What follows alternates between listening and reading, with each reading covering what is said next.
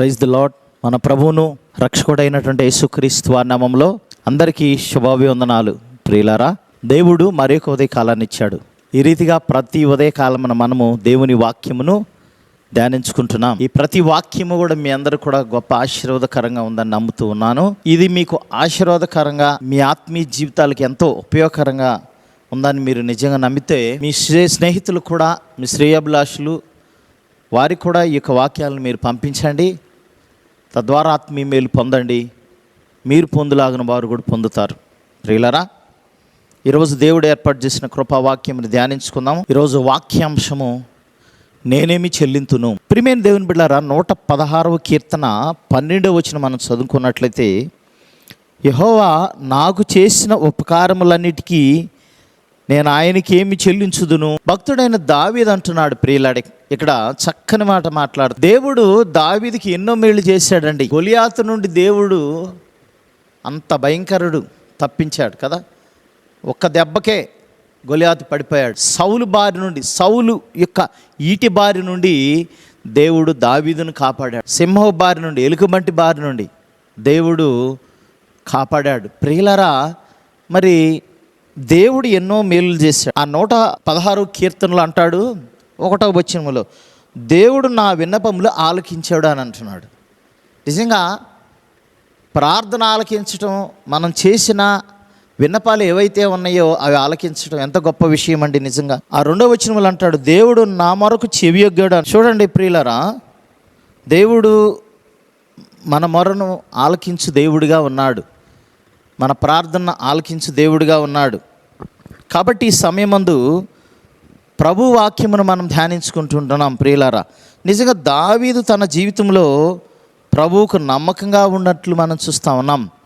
ప్రభు కాబట్టి ఎందుకు ఆయన ప్రతి మొరను ఆలకించాడు, ప్రతి వాటిని నుండి ఆయన తప్పించాడు. కాబట్టి ఆయన చేసిన ఉపకారముల్లో దేనిని మరువని అంటున్నాడు 103వ కీర్తనలో. తన ప్రాణంతో చెప్పుకుంటూ, ఆ ప్రాణం యెహోవాను సన్నిధించుమని, అంతరంగమున సమస్తమా ఆయన పరిశుద్ధ నామమును సన్నిధించమంటున్నాడు. ఇంకా దేవుడు ఎన్నో మేలులు చేశాడు. 116:8వ వచనములు అంటాడు, దేవుడు నన్ను తప్పించాడు అని అంటున్నాడు. దేని నుండి తప్పించాడు ప్రియులు? మరణము నుండి నా ప్రాణమును, కన్నీళ్లు విడవకుండా నా కన్నులను, జారి పడకుండా నా పాదములు నీవు తప్పించి ఉన్నావు అంటున్నాడు. చూడండి ఎన్ని గొప్ప. మరణము నుండి తప్పించాడు దేవుడు, కన్నీళ్ళు విడవకుండా, కన్నులను జారి పడకుండా పాదములను దేవుడు తప్పించాడు. గనక వీటన్నిటి బట్టి నేనేం చెల్లిస్తానంటున్నాడు. నిజంగా ప్రియులారా, చూడండి, అంతేకాదు 16వ వచనములు అంటాడు, నీవు నా కట్లు విప్పి ఉన్నావు అంటున్నాడు. ఏమంటున్నాడు? నీవు నా కట్లు విప్పి ఉన్నా. ఇవన్నీ మేలులు కాదండి, ఇవన్నీ మేలులే కదా, దేవుడు చేసిన గొప్ప మేలులు ఇవన్నీ. కాబట్టి మనం గమనించాలి ప్రియులారా. కాబట్టి దావీదు కృతజ్ఞగా ఏమంటున్నాడు? యెహోవా నామమున నేను ప్రార్థన చేస్తాను అంటున్నాడు. ఫస్ట్ ఏమన్నాడంటే, ఫస్ట్ వచనంలో, కాగా నేను ఆయనను ప్రేమించుచున్నాను అంటున్నాడు. చూడండి ప్రియులారా, మరి దావీదు ఒక నిర్ణయం తీసుకున్నాడు అనమాట.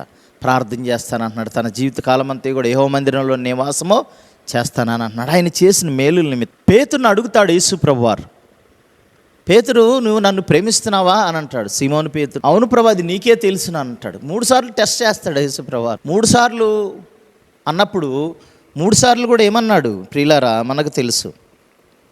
21వ అధ్యాయం 15వ వచనంలో, నా గొర్రెల మేపము అని అంటున్నాడు. ఓకే, నువ్వు నన్ను ప్రేమిస్తున్నావా, అయితే నా గొర్రెల మేపము అంటున్నాడు. మరొక వచనం 18వ వచనం మనం గమనించినట్టు, నా గొర్రెలను కాయము అంటున్నాడు. ఇంకో విషయాన్ని ఏం చెప్తున్నాడంటే, నా గొర్రెలను మేపము అంటున్నాడు. కాబట్టి మరి ప్రేమించే వారికి దేవుడు ఒక బాధ్యతను అప్పగిస్తాడు. సో దావీదుకు కూడా ఏం బాధ్యతను అప్పగించాడండి? ఇజ్రాయేలీలందరినీ కాసే బాధ్యతను అప్పగించాడు. గొర్రెలు మేపుతున్నాడు. గొర్రెలు మేపుకునే టైంలో ప్రియులారా, దేవుని యందు విశ్వాసం కలిగి దేవుని కొరకు బ్రతికాడు. దేవుని కొరకు గొప్ప కార్యాలు చేయటానికి పూనుకున్నాడు. అడ్డంగా ఇశ్రాయేలీలకు అడ్డంగా ఉన్న గొలియాతుని సర్వనాశనం చేశాడు.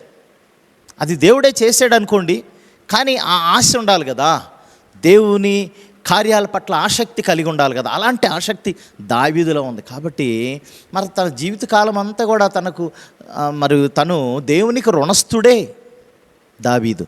కాబట్టి ప్రియులారా, మనం కూడా దేవుడికి ఏం చెల్లిస్తా ఉన్నాం? దేవునికి ఏమి ఇస్తా ఉన్నాం ప్రియులారా? మన ప్రాణాన్ని బ్రతికిస్తున్నాడు దేవుడు. తల్లి గర్భంలో మనల్ని రూపించి 9 నెలలు క్షేమంగా కాపాడాడు. ఈ భూమి మీద ఇన్ని సంవత్సరాలు క్షేమంగా కాపాడుతున్నాడు. మనం ఏం చెప్తాం? దావీదు చెప్పాడు, నా జీవితకాలంలో నేను నీకు మొరపెడతానయ్యా అంటున్నాడు. నీ మందిరంలో నివాసం చేస్తానంటున్నాడు. నీకు ప్రార్థన చేస్తానంటే నేను ప్రేమిస్తున్నానయ్యా అంటున్నాడు. మరి మనం ఏం చేస్తూ ఉన్నాం? నిన్ను రక్షించి నిన్ను పోషించి బ్రతికిస్తున్న దేవాతి దేవునికి మనం ఏం చేస్తున్నాం? మనం కూడా ఏమి చెల్లించాలి? నువ్వేం చెల్లించాలనుకుంటున్నావు దేవునికి ప్రియులారా? నీ సమస్త జీవితాన్ని ఇవ్వటానికి నువ్వు సిద్ధపడ్డావా? దేవుని కొరకు నీ సమస్త జీవితాన్ని సమర్పించడానికి దేవుని కొరకు సిద్ధపడ్డావా?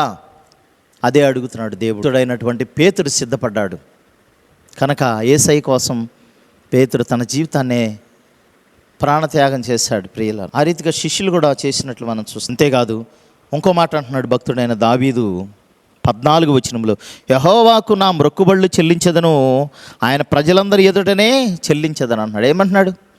యెహోవాకు నా మొక్కుబళ్ళు చెల్లిస్తాను, ప్రజలందరి ఎదుట నేను చెల్లిస్తాను అంటున్నాడు. అవును, తను మందిరం కట్టేటప్పుడు విస్తారమైనటువంటి 20 మణుగుల వరకు బంగారం ఇచ్చాడని దేవుని లేఖనం తెలియజేస్తుంది. ప్రభువా, ఇదంతా నువ్వు ఇచ్చిందే కదా, నువ్వు ఇచ్చిన దాంట్లో నేనేమి చెల్లించగలను, ఏమి ఇవ్వగలను?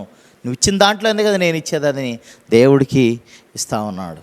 కాబట్టి తన సమర్పణ తెలియబడతా ఉంది ప్రియులారా. కాబట్టి మన జీవితంలో కూడా మనం కూడా ప్రభువుకు సమర్పణ యాగముగా, సజీవ యాగముగా మన శరీరాలను సమర్పించుకుని మన మనసులను, మన హృదయాల్ని, మన శరీరాన్ని ఆయన కొరకు సమర్పించినప్పుడు గొప్ప కార్యాలు మనం చూడగలం. ప్రభువుకు మనం చెల్లించే వారిగా మనం కూడా ఉండగలం. ఆ రీతిగా ఉందాం. దేవుడి పరిశుద్ధ వాక్యం దీవించినగాక. ప్రార్థన చేసుకుందాం. మమ్మల్ని మిక్కిలిగా ప్రేమించిన ప్రియ పరలోకపు తండ్రి, మీకు వందనాలు ప్రభు.